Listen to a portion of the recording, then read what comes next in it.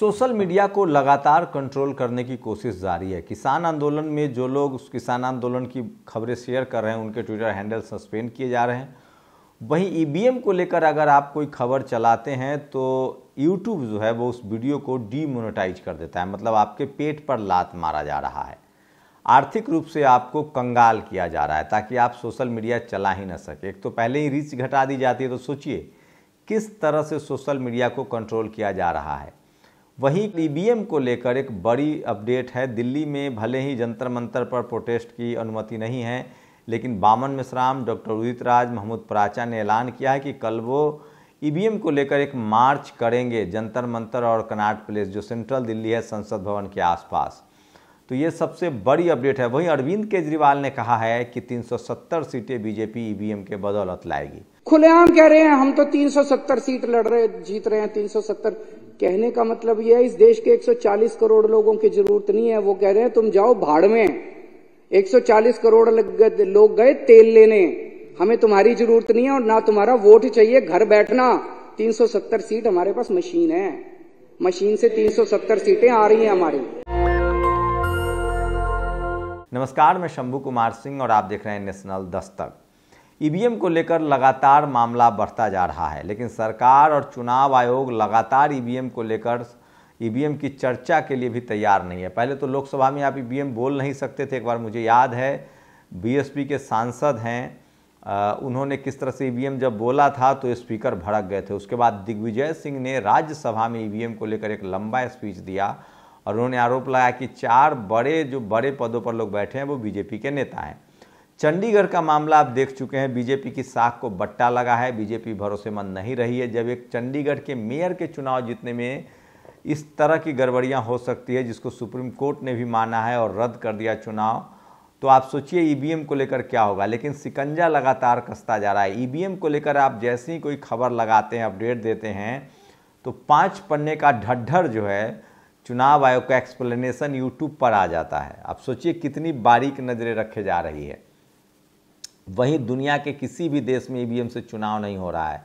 सोचिए America, Japan, तमाम जो इंग्लैंड, न्यूजीलैंड, कोई भी ऐसा टेक्निकल जो बहुत ज़्यादा एडवांस देश है, वहाँ ईवीएम से चुनाव नहीं हो रहा है।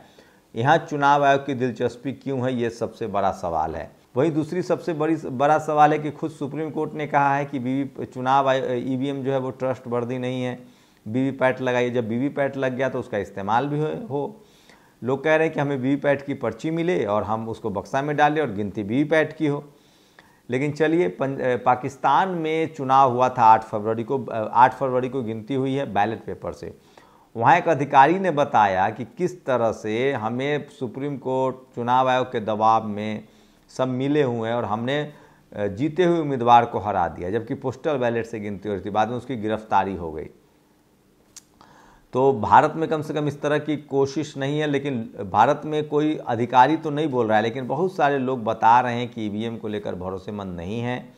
चुनाव आयोग की जिद है। यही बीजेपी जब सत्ता में नहीं थी, विपक्ष में थी, तो दिन रात ईवीएम को कोसती थी। जीएल नरसिम्हा ने किताब लिखी, आडवाणी ने ईवीएम के खिलाफ थे और सबसे ज़्यादा ईवीएम का लोग नरेंद्र मोदी भी बोल चुके हैं कि ईवीएम बिल्कुल भरोसेमंद नहीं है। लेकिन अब बीजेपी सत्ता में है तो चुनाव आयोग उसके, तो ईवीएम को लेकर, और वही यूट्यूब पर जब आप वीडियो डालेंगे तो ईवीएम वाले वीडियो को सबको डीमोनेटाइज, मतलब उस पर आपको आर्थिक रूप से कोई फ़ायदा नहीं होगा। तो लगातार सोशल मीडिया को कंट्रोल करने की कोशिश की जा रही है। लेकिन इसी बीच आज एक दिल्ली में प्रेस क्लब ऑफ इंडिया में बड़ी बैठक हुई है। टीवी अखबार ईवीएम पर खबर चलाता नहीं है। इससे पहले भी जंतर मंतर पर लाखों लोग जुटे थे बामन मेश्राम के नेतृत्व में 31 जनवरी को। किसी टीवी अखबार में नहीं दिखाया। कल फिर से दिल्ली में सोचिए इंडिया गेट से लेकर और कह रहे हैं लोग कि कनॉट प्लेस जो है राजीव चौक, वहाँ से लेकर जंतर मंतर तक जाएंगे।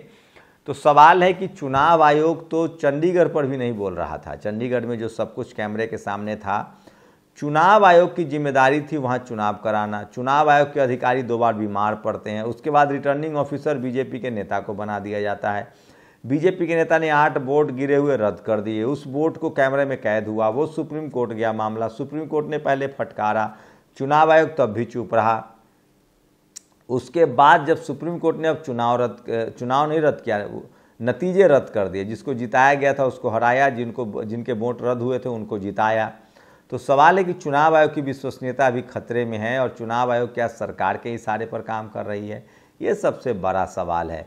वहीं खुद सुप्रीम कोर्ट ने कहा है कि वीवीपैट जो है भरोसेमंद नहीं है, ईवीएम वीवीपैट लगाइए। तो वीवीपैट की गिनती क्यों नहीं हो रही? तो ईवीएम को लेकर लगातार देश भर में लोग जो हैं, आप 90% SC ST OBC किसान अल्पसंख्यक लोगों से पूछेंगे तो वो सीधा कहते हैं कि ईवीएम भरोसेमंद। या तो विधानसभा में ऑफिशियली अरविंद केजरीवाल ने कहा, सुनिए आपकी ईवीएम की वजह से ही बीजेपी 370 का दावा कर रही है। खुलेआम कह रहे हैं हम तो 370 सीट जीत रहे हैं 370।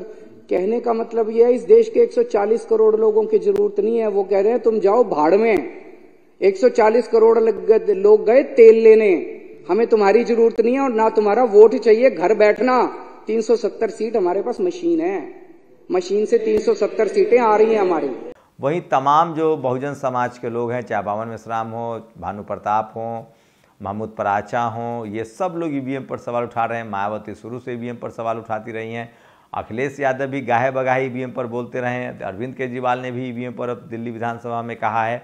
तो ईवीएम एक बड़ा मुद्दा है 2024 से पहले। क्या लगता है आप लोग को? ईवीएम तो खत्म, मुझे नहीं लगता है कि ये सरकार ईवीएम खत्म करेगी। चुनाव आयोग से आप कोई उम्मीद कर सकते हैं। सुप्रीम कोर्ट का एक रास्ता है, हो सकता है कि वो कह दे कि वीवीपैट की कम से कम गिनती हो। तो ये बड़ा अपडेट है। और आज जब आप ये वीडियो देख रहे हैं तो दिल्ली में ईवीएम को लेकर पुलिस ने अनुमति नहीं दी है। डॉक्टर उदित राज का ट्वीट है कि हमने पुलिस से अनुमति मांगी थी, पुलिस ने अनुमति नहीं दी है। उसके बाद भी तमाम नेताओं ने ईवीएम प्रोटेस्ट के खिलाफ करने की बात कही है। शुक्रिया। नेशनल दस्तक की आपसे गुजारिश है कि अगर इसको बचाना चाहते हैं तो नेशनल दस्तक को सब्सक्राइब करने के लिए रेड कलर के सब्सक्राइब बटन को दबाएं, फिर बेल आइकन की घंटी दबाएं। नेशनल दस्तक को बचाने के लिए बहुत जरूरी है कि हर खबर को शेयर करें, लाइक करें, कमेंट जरूर करें।